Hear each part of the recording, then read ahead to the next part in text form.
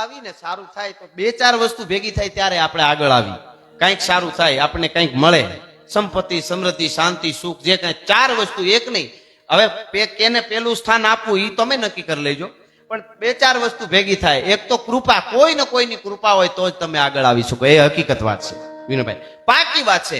કૃપા, પેલી કૃપા પણ જોઈએ, સ્થાન પેલું બીજું એ તમે આપી દેજો, પણ કૃપા જોઈએ, પછી કિસ્મત પણ જોઈએ. નકર અમારા કરતા સારું ગાવા વાળા બિચારા મરી ગયા રાડ્યું નાખી નાખીને, પણ વારો જ ન આવ્યો ટાણે, શું કરો તમે? હા, કિસ્મત પણ જોઈએ, એટલી જ વાત હકીકત છે. કૃપા જોઈ, કિસ્મત જોઈ, મહેનતે જોઈ. કૃપા ને કિસ્મત બધું રેડી હોય ને પાંગ તૂટેલ ખાટલામાં પડ્યા રહી તો એ કઈ ત્યાંથી ઉછાળવાનો આવે. મહેનત બરાબર કરવી પડે. હા, સતત વાંચ્યા કરવું પડે, સતત સંશોધન કર્યા કરવું પડે. નામ થઈ ગયા પછી પણ મહેનત કોઈ પણ ફિલ્ડમાં તમે હો કરવું તો કૃપા, મહેનત, કૃપા, મહેનત, કિસ્મત અને છેલ્લે દાનત. જો દાનત હારી ન હોય માસલો 2-5 વર્ષમાં હેઠો આવે. આ બધું હોય તો ઈ પણ બહુ મોટી વાત છે. દાનત તો જોઈ. ઓલા એક રાજાએ બહુ સરસ વાત છે, 4 જણાને બોલાવ્યા ને કીધું 4 મોટા કોથળા આપ્યા. શરૂઆત ત્યાંથી કરું પછી દુહાસન. મારે આપણો ડાયરો છે, જુનાગઢની ધીંગી ધરતી છે, સરસ સાંભળવા આવ્યા છો, વરસાદે ખૂબ કૃપા કરી છે, આપણે જુનાગઢ ઉપર થોડીક વધારે કરી નાખી. હા, પણ એ તો એના હાથમાં છે બધું. ઉનાળા મને કોઈ કહેતું હતું માવઠા બહુ થઈ ગયા ને તો કે ત્યાં ભગવાનને ત્યાં પાણી ઓછું થઈ જાય. હવે મેં સોમાહે નહીં થાય, મેં કીધું એને કાંઈ ટાંકો ખાલી થઈ જાય એવું ન હોય. હા, એ તો આપણા મીટર ઉપર હોય. આપણે ધર્મ કેટલા ધર્મને નજીક છે, આપણે લોકો, માણસો, દુનિયા બધી કેટલી એના કંટ્રોલમાં રહીએ છે અને પ્રકૃતિને નુકસાન ન કરે એ પ્રમાણે એ બધું એનું બાકીનું આ બધું આયોજન રેડી જ હોય. હાવ, હા, એને તો ક્યારે નળ ખુલ્લો મૂકવો, ક્યારે પવન ને એ બધું એના હાથમાં છે. આપણે ભલે ને વાતો કરી. એટલે જોજો, આ વાત મને ગમે છે. શરૂઆતમાં રાજાએ બોલાવ્યા 4 જણાને, એને કીધું કે તમે જાઓ, 4 ને એક મોટા કોથળો આપ્યું કાપ્યો, એને કીધું કે આમાં તમે ફાવે એ કાંઈક ફળ કે ફૂલ કે સારી વસ્તુ ભરી આવો આ કોથળામાં. એટલે મારે જોવું છે કોણ સારી વસ્તુ લઈ આવે છે. એટલે એક જણો તો આળહો હતો ને તો એમ ભરી આવવાનું કીધું, આપણે ભરીને એને દઈ દઈ નહીં, આપણે ક્યાં કઈ મળવાનું તો છે નહીં, ભરી આવો એમ રાજાનો હુકમ છે. તો એ કચરો ભરી આવ્યો, નકરો. બીજો હતો એ હડેલા હેઠા ફળ પીળ્યા હતા થોડા ને એવું જેવું તેવું એ ભરી આવ્યો. ત્રીજો ઈમાનદાર હતો, એને બહુ મહેનત કરી, હારામાં હારા કઠણના જાતના ફળ ભરીને આખી ગુણ ભરીને એ લઈ આવ્યો, ખંભે મારીને આખી ગુણ. એટલે ત્રણે આવીને ઉભા રહ્યા. મહારાજે કીધું શું લે? ઓલો કે મારી તબિયત બરોબર નહોતી, પછી કચરો ભરીને આવ્યો. કે કાંઈ વાંધો નહીં. બીજાને કે તું તો કે મારી તબિયત બરાબર નહોતી, ઠીક હતી, પછી હડેલા ફળ હતા ભરી આવ્યો, શું કરવાનું છે એ કયો નહીં. ત્રીજાને કહેતું હતો કે મહારાજ આપણે તો મને એમ થયું મહારાજનો હુકમ છે તો આપણે દાનતથી મહેનતથી કામ કરવું જોઈએ, એટલે હું હારા ફળ વીણીને લઈ આવ્યો. તો કે આને ત્રણેયને એક ઓરડીને પૂરી દો, 15 દિવસ સુધી એની પાસે જે છે એ ખાવાનું છે. ઓલાને કચરો હતો, ઓલાને હડેલા ફળ, ઓલા એક ગુણમાં 15 દી કાઢી નાખ્યા. આ તો કહેવાનો અર્થ એટલો જ છે, આપણી દાનત કેવી છે એવી એની તૈયારી છે, એ હકીકત છે. એટલે વિશ્વેશ્વર મહાદેવની આ સરસ પ્રતિષ્ઠા થઈ છે જુનાણાની ધીંગી ધરતીમાં. આખી સોસાયટી જ નહીં પણ આજુબાજુના વિસ્તારમાં જ્યારે શિવ પરિવાર આખો આવે, શનિદેવ, હનુમાન દાદો, ત્યારે આપણા ભાગ ઉજળા હોય. સનાતન પરંપરા ઉજળી છે, કોઈ પરંપરાને આપણે ઓલું નથી.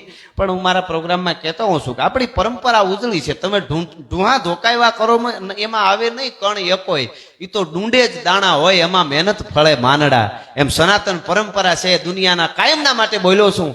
દુનિયાના દેશોને લુગડા કેમ પહેરવા એ ખબર નહોતી, તેથી મારા ભારતમાં સનાતન સાધુની યુનિવર્સિટીઓ હાલતી હતી, તક્ષશિલા, નાલંદા.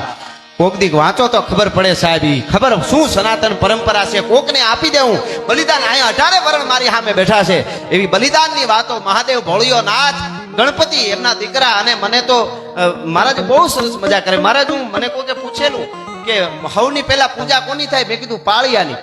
લગ્ન હોય કે મરણ હોય કે ક્યાંય. મને કે ઈ ખોટું છે કવિરાજ. મેં કીધું કેમ? કે પૂજા તો ગણપતિની થાય છે. મેં કીધું મા માટે થઈને પેલું વેલું કોઈ દુનિયા માથું આપ્યું હોય તો ગણપતિ આપ્યું છે, અમારા માટે એ પાળ્યો છે ભલા માણસ. એ હકીકત વાત છે. એટલે જે આપે બલિદાન, ખાસ કરીને મહાદેવની પ્રતિષ્ઠા થઈ છે, ઉજળો અવસર છે અને એ ઉજળા અવસરમાં મળ્યા છે. એટલે આપના તરફથી ડોનેશન રૂપે જે તમે અહીંયા આપશો એ બધું આ મંદિર અને એની અંદર રહેવાનું છે. અહીંયા સારો બગીચો બને, શનિદેવ થી લઈ અને બધી મૂર્તિઓ છે, મંદિરનો સારો હણગાર, પૂજા, બીજું ત્રીજું જે કાંઈ બનશે એ મંદિરમાં પૈસો જવાનો છે. આપને એમ થાય કે હું છેલ્લે બેઠો 50 હાટું થઈને ક્યાં જાઉં? તમારા 50 અમારા માટે ઘણા, 10 ઘણા, 5000 ઘણા, 10,000 ઘણા, અને સારી રીતે સાંભળો એના કરતા ઘણા. મને હમણાં કોક કહેતો તો મને કે સમાજ સેવા થોડી કરવી છે, શું કરાય ઈ કે. મેં કીધું લીધા હોય એના દઈ દે. હા, શરૂઆત ત્યાંથી કરવી પડે. વાતું કરવી બહુ હેલી છે. એટલે આવા ધુરંધર મારી સામે બધા જે આવ્યા છો બધા ફરી ફરીને આ બધાનું સ્વાગત કરી અને મારે આથી શરૂઆત કરવી છે. એક મને વિદુર નીતિની વાત ગમે છે, એ કઈ પછી શરૂઆત હું કરું. વિદુર નીતિમાં મેં કીધું તમે 5000 આપો તોય ધન્યવાદ છે, 10000 આપો તોય ધન્યવાદ છે, 10 આપો તોય ધન્યવાદ છે. એટલે વિદુર નીતિની મને વાત ગમે છે કે જે માણસ પાસે બહુ પૈસા હોય, બહુ રૂપિયા હોય, છતાંય ધર્માદામાં એક પણ રૂપિયો ન વાપરે, વપરાય છે. આજે હું એક સનાતન ધર્મના સાહિત્યકાર તરીકે મારા દરેક ડાયરામાં બોલું છું ને આજ પણ કહીશ. કોઈને એમ લાગતું હોય કે શિક્ષણ પાછળ દોડો અને વિજ્ઞાન પાછળ દોડો, સારી વાત છે, વિજ્ઞાન પાછળ દોડવું જ જોઈએ. આપણું ચંદ્રયાન કાલ સુધી ત્યાં પહોંચી જવા આવ્યું છે, એટલે એકવાર જોરદાર તાળીઓથી આપણા વૈજ્ઞાનિકોને આપણે વધાવવા જોઈએ. ચંદ્રયાન 3 એ પણ બહુ જરૂરી. ભારતને અત્યારે બહુ સરસ આમ દિશામાં જઈ રહ્યો છે. આમને બધું હાલે ને આપણા માટે બધું. પણ પુનિતભાઈ એક તો વાત કહું, મોદી સાહેબ છે યાર, इसके लिए ताली तो बजती हो. જાત કમાણી કરીને ખાઈ સિંહની જાત. સાહેબ વાતું કરવી હેલી છે, મારે કોઈ પાર્ટી માટે ઓલું નથી મામા. પણ એક વાત આપને કહી દો, ખાલી મોદી સાહેબ જેટલી કલાક કામ કરીને જાગે છે એટલી કલાક આખું ભારત જાગવા માંડે તો એક વર્ષમાં ભારત સુપર પાવર બની જાય, હું અહીંથી ગેરંટી આપું છું. એ હકીકત વાત છે. વૈયા આવતા હોય તોય મજા આવે સાહેબ. આમ આપણને એમ થાય કે હા એમ મજા આવે. મોદી સાહેબ કોઈ પ્રેસિડેન્ટને ફોન કરે ને કોઈ ડીલ કરવા માટે કોઈ દેશના, તો પેલા આનાકાની કરતા હોય, નો નો નો નો દેખેંગે ને જોયેંગે ને એવું બધું હોય ને. આપણું ગુજરાત, આપણું કાઠિયાવાડી હિન્દી ને ઇંગ્લિશ છે, બધું આવશે.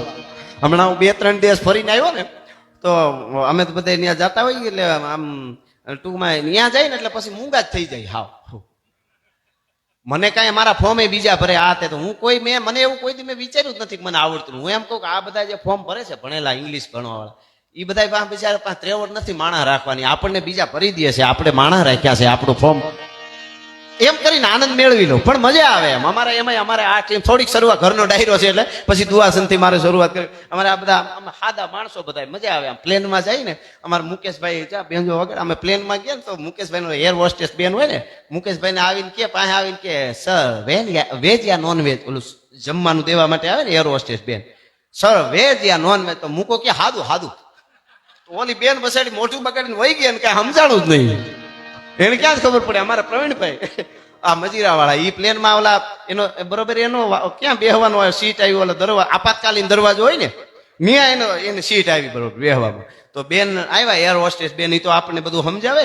તો અહીંયા આવીને પ્રવીણભાઈ ને આવીને કે સર, તો પ્રવીણભાઈ કે આમને જોઈ રહ્યા. ઓલા બેને શરૂઆત કરી, એ કે આવી રીતે પાણી ઉપર કાંઈ બને, દુર્ઘટના થાય તો પ્લેન પાણી ઉપર ઉતારવું પડે, ધ્રુજવા માંડે, એટલે તમારે પેલા પટ્ટો હરખો બાંધી લેવો ને, આમ હજડબમ થઈ જવું, ઓલું પહેરી લેવું. જેમ અમારે પ્રવીણભાઈ ને ઓલા બેન વાત કરતા ગયા ને, પહેરી લેવું, પછી ઓલું કરું, પછી ઓલાથી હવા ભરવી. તો પ્રવીણભાઈ પેલા આમ જોતા હતા, પછી જેમ ઓલા બેન વાત કરતા ગયા મોઢું ખુલતું ગયું,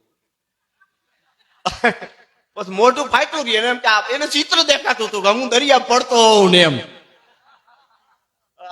મોઢું ફાટ્યું રહ્યું. છેલ્લે બધું સાંભળી લીધું, હા કે ના કઈ નહીં, આમ જ ખાલી બધું આખી વાત સાંભળી. પછી કે તમારે આ બધું પહેરી ઓલા હવા ભરી આમ કરીને આમ બાંધીને, પછી કે અહીંથી આમ કરીને આમ ખોલી અહીંથી હર કરતો દરિયા ધ્રુવકો મારી જવાનું.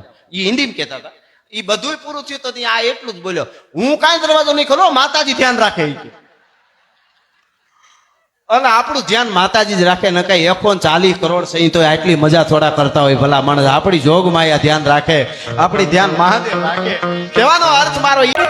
અને છેલ્લે સરસ એક ફરમાઈશ ભાઈ થઈ ગયા ઝવેરચંદ મેઘાણીની અમર રચના ચારણ કન્યાની. દાંડીગીરમાં મહેમાન થાય ઝવેરચંદ મેઘાણી અને કવિ કાગ, અને એક વોળકીને વાછડીને હાવજ પકડે, ચારણની 14 વર્ષની દીકરી ખોપરામાં લાકડી મારે, હાવજને મુકાવી દે. અને મેઘાણી કહે છે,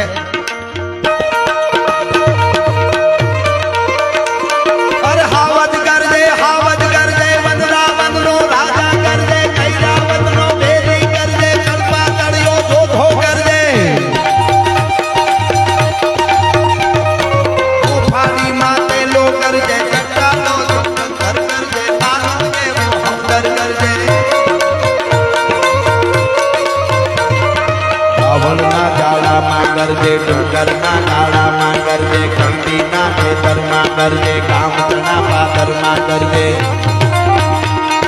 ગિરિયોની ગોહર માં કરજે હુકમણો હાથમણો કરજે ગોરો ને ક્યાં ઘેરે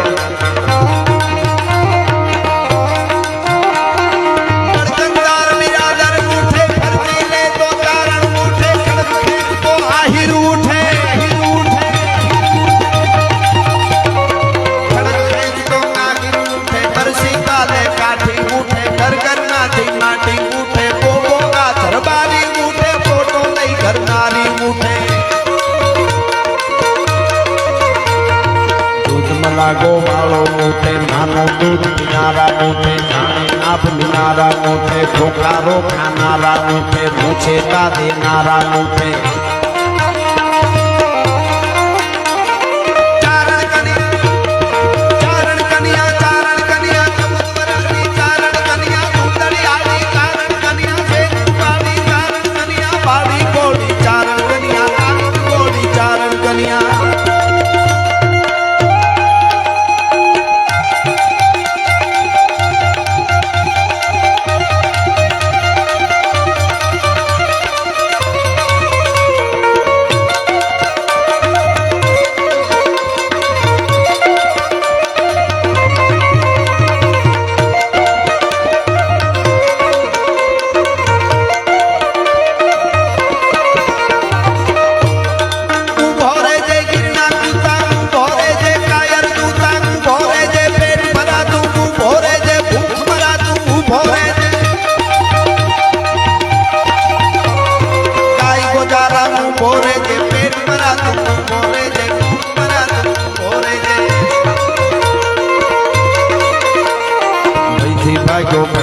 ભાગ્યો સિંહણકારો પડવીર ભાગ્યો રણમેલી ને કાયર ભાગ્યો કોટો વીર પૂછાળો ભાગ્યો નરતઈ ને નારીથી ભાગ્યો નાનકડી છોડીથી ભાગ્યો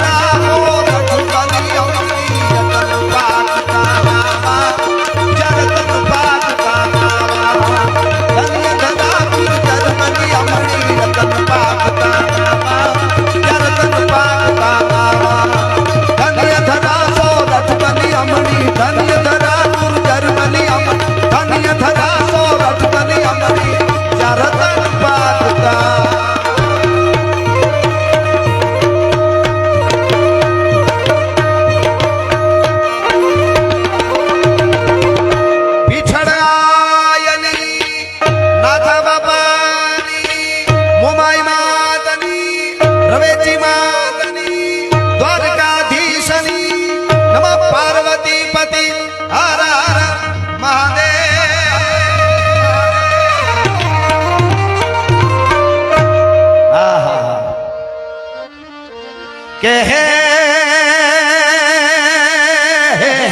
પ્રેમની વાતો